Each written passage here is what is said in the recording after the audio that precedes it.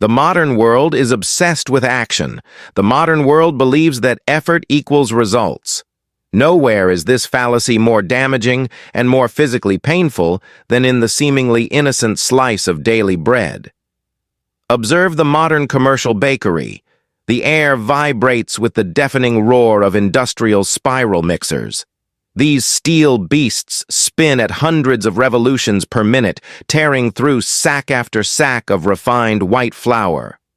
The modern baker watches the clock.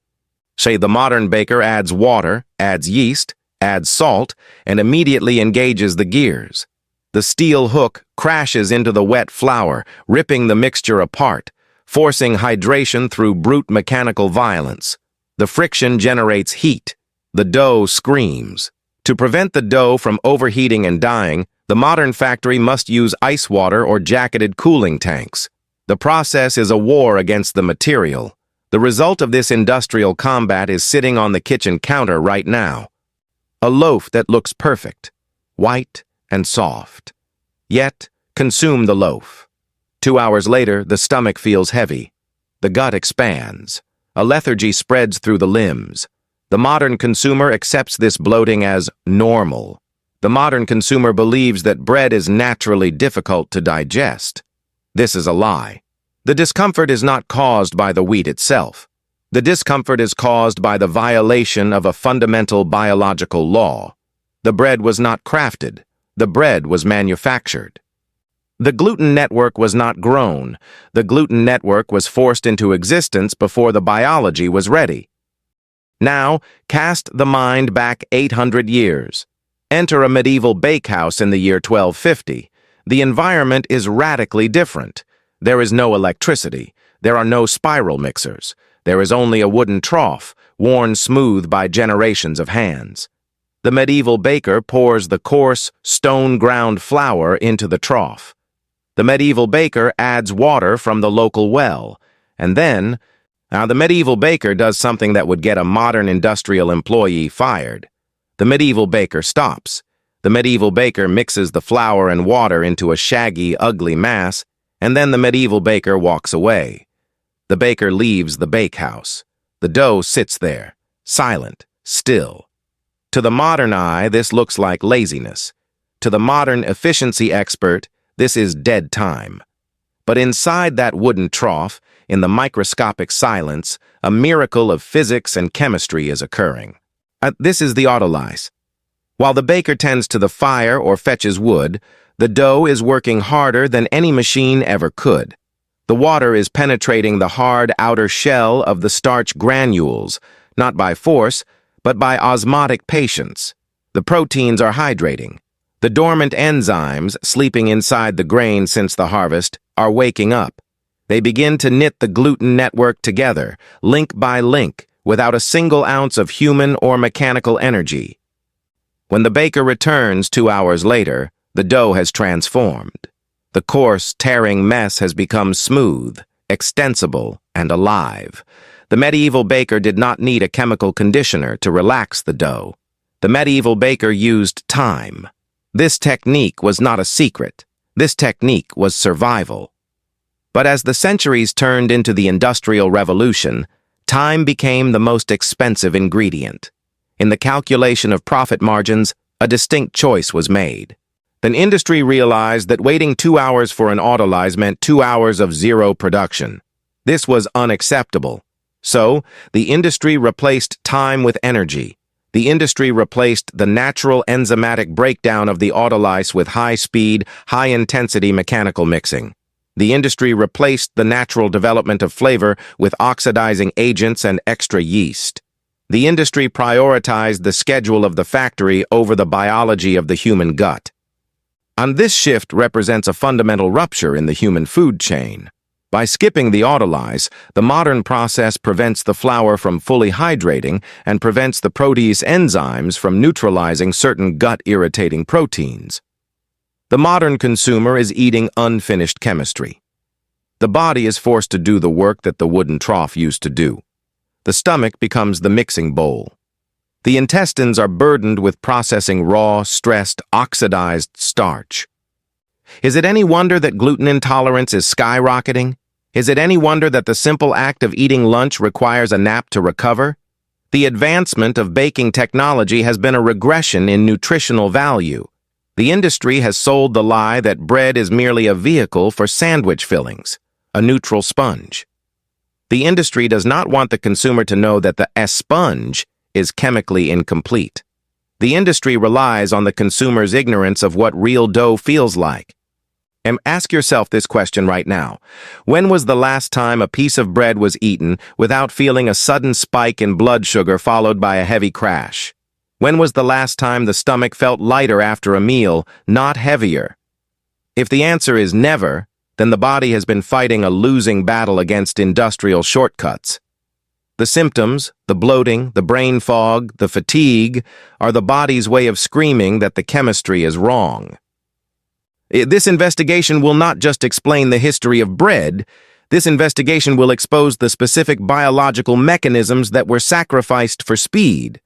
The investigation will prove that the medieval peasant, with their primitive wooden trough, was practicing a level of organic chemistry that modern food scientists are only just beginning to admit they destroyed. The journey to reclaim this knowledge begins by understanding exactly what happens in the dark, silent hours when the dough is left alone. To understand the magnitude of the modern crime against bread, one must first look at the color. Go to the supermarket. Pick up a slice of standard industrial white bread. The color is shockingly, unnaturally white. The modern consumer has been trained to associate this whiteness with purity. In reality, this whiteness is evidence of death. Wheat flour naturally contains carotenoid pigments. These pigments are responsible for the rich, creamy, slightly yellow hue found in authentic artisanal loaves. These pigments also carry the wheat's distinct aroma and flavor. When the modern industrial mixer attacks the dough at high speeds, the mixer whips massive amounts of atmospheric oxygen into the mixture. This process is called intensive oxidation. The oxygen reacts violently with the carotenoid pigments. The oxygen bleaches the pigments out of existence. The modern mixing process literally erases the flavor profile of the wheat in exchange for a clean white aesthetic. The bread is not pure. The bread is a flavorless ghost of the grain. But the damage of speed goes deeper than just color. Wheat flour contains natural, unsaturated fatty acids. Under the intense friction and heat of the mechanical mixer, an enzyme called lipoxygenase goes into overdrive. Lipoxygenase catalyzes the oxidation of these fats, so creating hexanal, a compound that smells like rancid cardboard. If the consumer has ever wondered why cheap bread tastes like nothing or tastes vaguely stale even when fresh, this is the reason. The modern obsession with speed destroys the very ingredients the baker is trying to showcase. The modern factory faces a dilemma. The factory demands speed, but gluten, the protein network that allows bread to rise, requires time to align. If the factory skips the resting period, the gluten is chaotic and tight and prone to tearing. The dough is bucky, a technical term for dough that is strong but lacks extensibility. Bucky dough snaps back like a rubber band. Bucky dough cannot expand to hold the gases of fermentation. How does the industry solve this physics problem without spending time? The industry cheats. The industry introduces chemical reducing agents and oxidizers. The industry adds L-cysteine, often derived from duck feathers or human hair, to artificially relax the gluten. And the industry adds azotocarbonamide, a chemical used in the production of foamed yoga mats, to artificially strengthen the dough structure instantly. The industry adds vital wheat gluten, a highly processed powder, to force the protein content up, compensating for the fact that the natural proteins were never allowed to develop properly. The result is a product that looks like bread but possesses the structural integrity of a polymer sponge. The digestive system does not recognize this structure, and the stomach enzymes struggle to break down these artificially cross-linked proteins. The body is left to process a food that has been chemically hardened against digestion. Now, return to the silence of the medieval trough. Let us analyze the Autolyse technique through the lens of modern rheology, the physics of flow. When the medieval baker mixes flour and water and walks away, the baker is initiating a sophisticated chain of molecular events that no machine can replicate. The first event is passive hydration. Flour is not a simple powder. Flour is composed of crushed endosperm cells containing starch granules and protein fragments, glutenin and gliadin. When water is added rapidly in a mixer, the water only wets the surface of these particles. The center of the particle remains dry and hard, but during the autolyse, the water moves via osmosis. The water slowly penetrates the hard outer shell of the starch granules and protein chains. The water swells the particles from the inside out. This full hydration is critical. Only fully hydrated proteins can unravel and link together to form gluten. The medieval dough achieves a complete uniform hydration structure that the high-speed mixer can never achieve because the mixer moves too fast for the water to permeate the dense starch. While the physics of hydration is occurring, the biology is waking up. The most critical player in this silent drama is the enzyme protease. Every grain of wheat contains protease. The function of protease is to act like a pair of biological scissors. Protease seeks out protein chains and snips the peptide bonds. To the modern industrial baker, protease is the enemy. If the dough sits too long, protease will turn the dough into soup. But the medieval baker was a master of brinkmanship. The medieval baker allowed the protease to work for a specific window, the autolyse. During this rest, the protease snips just enough of the tight, rubbery gluten bonds to allow the dough to relax. This creates extensibility. Extensibility is the ability of the dough to stretch without tearing. This is why medieval bread could rise into large, airy loaves without the addition of chemical conditioners. The enzyme did the relaxing naturally. Simultaneously, another enzyme, amylase, begins its work. Amylase attacks the damaged starch granules in the flour. Amylase converts this complex starch into simple sugars, maltose and glucose. In the modern bakery, sugar is poured from a bag to feed the yeast. In the medieval trough, the amylase manufactures the sugar from the flour itself. After 60 minutes or 2 hours of this silent activity, the medieval baker returns. The transformation is startling.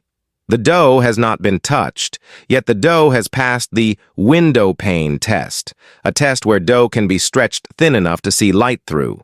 The gluten strands have self-organized, and the disulfide bonds, the molecular bridges that hold the bread together, have formed naturally through the movement of water and the alignment of proteins.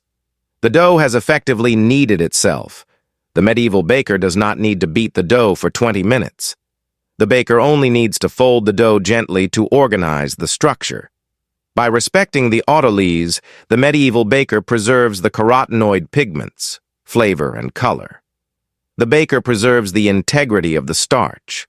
And the baker allows the enzymes to pre-digest the proteins, making the final loaf far easier for the human body to assimilate.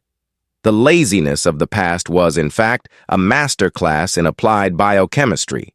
The medieval baker harnessed the microscopic workforce of enzymes, while the modern baker attempts to replace that workforce with steel blades and chemical additives. The skeptics might argue that the medieval baker was simply slow, not smart. The skeptics might claim that the autolyse is a romantic invention of modern hipsters. The science proves the skeptics wrong. The validation of this ancient technique arrived in the mid-20th century through the work of Professor Raymond Calvel, a master of French baking who watched with horror as the industrialization of the 1950s destroyed the quality of the baguette. Professor Calvel conducted rigorous experiments to understand why modern bread lacked the aroma of the pre-war loaves. Calvel discovered that the culprit was the intensified mixing method. Calvel scientifically demonstrated that the high-speed oxidation was bleaching the carotenoids, the organic pigments responsible for flavor. Calvel proved that by reintroducing the resting phase, which Calvel coined as l'autolyse, The baker could reduce the mixing time by 50% or more. That this was not a new invention. This was the scientific rediscovery of the medieval rhythm. The evidence is visible to the naked eye. Slice open a loaf of industrial quick bread. The crumb, the inner texture, is uniform, tight, and cotton-like. The color is chalk white. This structure is the result of mechanical shear. Now, examine a loaf made with a 2-hour Autolyse and minimal kneading. The crumb is irregular. The crumb has a glossy, pearlescent sheen. The color is creamy, almost ivory. And this creaminess is the visual proof of preserved carotenoids. This glossiness is the visual proof of fully gelatinized starch and a relaxed gluten network. A study published in the Journal of Cereal Science confirms that doughs subjected to Autolyse exhibit significantly higher extensibility and lower resistance to deformation compared to doughs mixed immediately with salt and yeast. The science is irrefutable. The enzymes do a better job of structuring the gluten than the steel hook does. If the steel hook breaks bonds to create softness, the enzymes build bonds to create structure. Historical records from medieval guild regulations support this timeline. In medieval London or Paris, the baker did not have the luxury of turning on a machine. The mixing was manual, back-breaking labor performed in a massive wooden break or trough. The physical limitation of the human arm meant that the baker could not continuously knead 200 pounds of dough without stopping, and the pauses were mandatory. These pauses, dictated by human fatigue, became the secret ingredient. The wooden troughs themselves, often scraped but never sterilized, harbored a microbiome of wild yeasts and bacteria that thrived during these resting periods. The inefficiency of the medieval process was the very feature that allowed the biology to flourish. The modern obsession with continuous production eliminated the pauses, and in doing so, eliminated the quality. But the viewer does not need a stone oven or a wooden trough to replicate this technology. The viewer only needs to change the order of operations. The standard modern recipe instructs, mix all ingredients and knead until smooth. This is the recipe for mediocrity. To bake the medieval way, the baker must adopt the delayed salt method. Step 1. The rough mix, the shaggy mass. Weigh the flour. Weigh the water. Do not add the salt. Do not add the sourdough starter or yeast. Salt is hygroscopic. A salt steals water from the proteins. Salt also tightens the gluten network immediately, preventing the enzymes from doing the relaxation work. Yeast begins fermentation immediately, creating acidity that tightens the gluten further. The goal is a neutral chemical environment. Mix only the flour and water until no dry flour remains. The dough will look terrible, lumpy, tearing, and sticky. This is normal. Step 2. The silent hour, the Autolyse. Cover the bowl with a damp cloth or a plate to prevent skin formation. Now walk away. Do nothing. Leave the dough on the counter for a minimum of 30 minutes, ideally 60 to 120 minutes. During this time, observe the household chores. Read a book. Let the physics work. Step 3. The assessment return to the bowl. Touch the dough. The transformation will be shocking. The sticky, tearing mess will have relaxed into a smooth, cohesive mass. Pull a piece of the dough. The dough will stretch long and thin without snapping. This is the extensibility created by the protease enzyme. The dough has effectively kneaded itself. Step 4. The incorporation. Now add the salt and the starter, leaven. Squeeze the dough to incorporate these ingredients. Because the gluten structure is already organized, the baker does not need to knead for 20 minutes. The baker only needs to fold the dough gently for 2 or 3 minutes to distribute the salt. The hard work has been done by time. Let us calculate the energy expenditure. Modern method: 15 minutes of intensive hand kneading or 10 minutes of loud machine mixing. High energy cost, high oxidation, low flavor. Medieval Autolyse method: 2 minutes of mixing, 60 minutes of waiting, 0 energy, 3 minutes of folding. Result: The medieval method requires 80% less physical energy from the baker. And this is the definition of survival engineering. In a survival situation, calories are currency. Spending 300 calories to knead bread when the same result can be achieved by spending 0 calories and waiting 1 hour is a strategic error. The medieval peasant understood the economy of energy. The modern consumer burns electricity to save time, only to produce a loaf that provides less nutrition. The trade-off is mathematically unsound. By adopting the Autolyse, the baker is not just making better bread. The baker is reclaiming independence from the industrial demand for speed. The baker is proving that the best tool in the kitchen is not a machine, but patience. The modern world suffers from a specific form of arrogance. The modern world calls this chronological snobbery.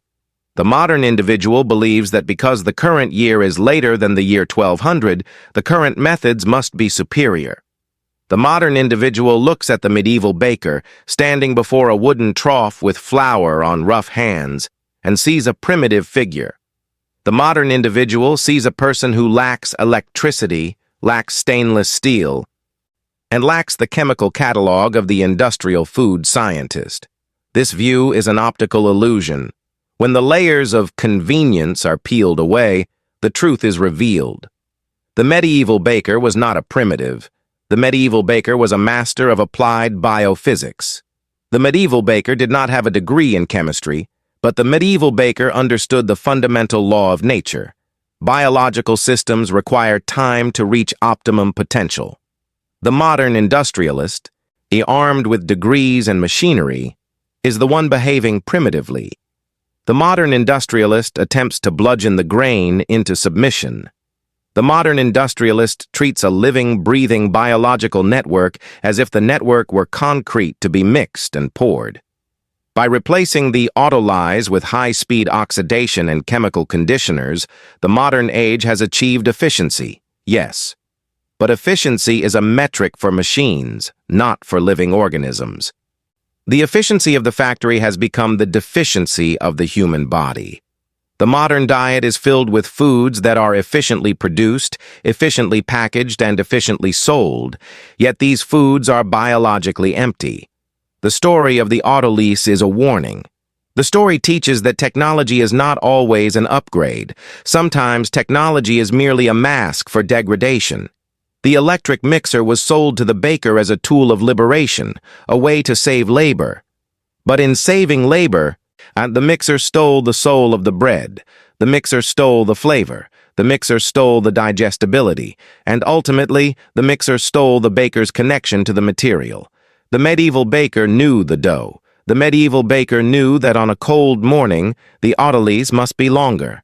The medieval baker knew that on a humid day, the flour would drink the water differently. The medieval baker was in a dialogue with the material. The modern operator merely pushes a button, and the modern operator is disconnected. This disconnection is the root of the modern crisis of quality. When the maker stops listening to the material, the product becomes dead matter. The viewer standing in the modern kitchen has a choice. The viewer can continue to be a consumer. The consumer accepts the white, fluffy, flavorless brick from the supermarket. The consumer accepts the bloating and the lethargy. The consumer accepts the lie that there is no time to cook. And the viewer can choose to become a craftsman. The craftsman does not need expensive tools. The craftsman needs only flour, water, and the courage to wait. The craftsman understands that doing nothing, the act of the Autolyse, is an act of defiance against a world that demands constant, mindless speed. Go to the kitchen. Mix the flour and the water. Let the mixture sit. Watch the transformation. Witness the moment when the chaotic mess becomes a structured, resilient sheet of dough. I feel the difference in the hands. This is not just about baking a better loaf of bread. This is about reclaiming a lost rhythm. This is about proving that the medieval way was not a path of poverty, but a path of patience, quality, and deep understanding of the natural world. Do not let the industry dictate the speed of digestion. Take back the time. Let the enzymes work. Be the master of the trough, not the servant of the machine.